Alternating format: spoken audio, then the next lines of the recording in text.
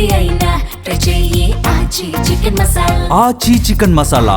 తెలంగాణ రాష్ట్ర వ్యాప్తంగా చర్చనీయాంశం అవుతున్న కవిత కొత్త పార్టీ పెట్టబోయే కీలక అంశ ప్రకటన ఈరోజు నిజామాబాద్ సొంత గడ్డపై ప్రకటించింది. ప్రస్తుతం రాములవారి దర్శనానికి వెళ్తుంది. దంపతులతో కళ్యాణంలో పాల్గొన్న తర్వాత 3 గంటలకు ప్రెస్ మీట్లో పాల్గొనుంది. ఒకసారి మాట్లాడించలేదు.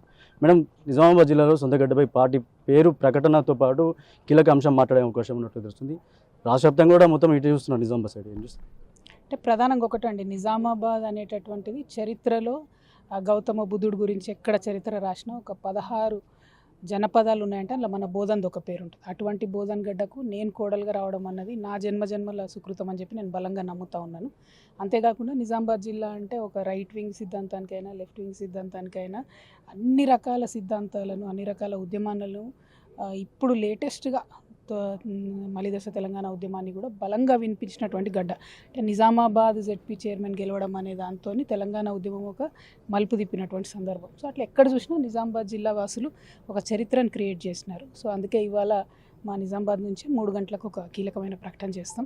తప్పకుండా నిజామాబాద్ ప్రజల ఆశీర్వాదం ఉంటే తెలంగాణ రాష్ట్ర భవిష్యత్తు దేశ భవిష్యత్తును కూడా మార్చేటటువంటి ఒక మహత్తరమైన ఉన్నతమైన ఆశయంతో ముందుకెళ్తా ఉన్నాం కాబట్టి 3 గంటలకు ప్రకటన చేస్తాం. పార్టీ పేరు ప్రకటన చేస్తున్నారా, పేరు ప్రకటించే డేట్ ప్రకటిస్తున్నారు ఈరోజు? అది అర్థమైతే నువ్వు తినబోతూ రుచులు అడిగితే ఎట్లా అబ్బా 3 గంటలకు డెఫినెట్గా చూస్తారు ఏం మాట్లాడతాం అనేది. బట్ అల్టిమేట్గా ఈ రాష్ట్రంలో ప్రజాస్వామ్యవాదుల యొక్క బలీయమైనటువంటి వర్గం నిజామాబాద్లో ఉన్నది. తెలంగాణ వ్యాప్తంగా కూడా ప్రజాస్వామ్యవాదులు అన్ని జిల్లాల్లో ఉన్నారు. నిజామాబాద్కు మేము తెలంగాణ ఉద్యమ సందర్భంలో పెళ్ళై ఇక్కడికి వచ్చిన తర్వాత చూసినటువంటి మనుషులు, ఇక్కడ మనుషుల స్వభావం, ఒక తెలంగాణ తత్వంతో పాటు ఇంకొంత తాత్వికత ఎక్కువ ఉండేటటువంటి జిల్లా, చాలా అద్భుతమైన జిల్లా. సో ఈ జిల్లా నుండి ఈ జిల్లా కోడలుగా ఉన్నా కాబట్టి నాకు ఈ జిల్లా ప్రజల భిక్ష వేస్తే నేను ఎంపీగా ఈ దేశవ్యాప్తంగా కూడా నన్ను వాళ్ళు వీళ్ళు గుర్తుపట్టే పరిస్థితి ఉందంటే నిజామాబాద్ ప్రజల భిక్ష కాబట్టి వారి ఆశీర్వాదం తీసుకొని ముందుకెళ్లాలనే ఉద్దేశంతో శ్రీరామనవమికి ఇక్కడ వచ్చినాం. మన కిలా రామాలయానికి ఉన్న చరిత్ర కూడా మీ అందరికీ తెలిసిందే. శివాజీ మహారాజ్ దగ్గర నుండి బ్లెస్సింగ్స్తోని మనం ఈ ఆలయాన్ని నడుపుకుంటున్నటువంటి సందర్భం మీకు ఐడియా ఉంది. సో అట్లా ఎట్లా చూసినా చరిత్ర అనువనువన నింపుకున్నటువంటి జిల్లా కాబట్టి నా పుట్టిన జిల్లా. నేను ఎప్పుడు చెప్పేదాన్ని, నేను ఈ గడ్డకు కోడలుగా వచ్చినా రేపు చచ్చిపోతే కూడా ఈ గడ్డలు కలిసిపోయేదాన్ని నేను. కాబట్టి ఆ యొక్క భక్తితోని ఆ యొక్క గౌరవంతో ఇక్కడి నుంచి ప్రకటన చేయాలనే ఉద్దేశంతో వచ్చాం. తెలంగాణ ఉద్యమం నుంచి చూసినాం, జాగృతి స్థాపించినప్పటి నుంచి కూడా మేము మీతో చూస్తూ ఉన్నాం. ఇక్కడ పార్టీకి సంబంధించి ఇక్కడ కవిత వచ్చినాకనే జాగృతి తర్వాత బీఆర్ఎస్ నాయకులు కావచ్చు, లీడర్లు కావచ్చు, అందరూ మీ నుంచి ఎదిగినవాళ్ళే. ఒకవేళ పార్టీకి వచ్చే అవకాశాలు ఉన్నాయి మేడం? మాజీ ఎమ్మెల్యేలు కావచ్చు చాలామంది ఎదురు చూస్తూ ఉన్నారు పార్టీ కోసం.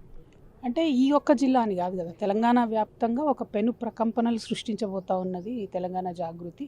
అంటే ఈ ప్రకంపనలు అనేది ఎందుకోసం? ప్రజల జీవితాల్లో మంచి మార్పు తేవడం కోసం, ప్రజల పక్షాన నిలబడి పోరాటం చేయడం కోసం, తెలంగాణ ఉద్యమకారుల కోసం, తెలంగాణ విద్యార్థుల కోసం, తెలంగాణ మహిళల కోసం, తెలంగాణ యువత కోసం.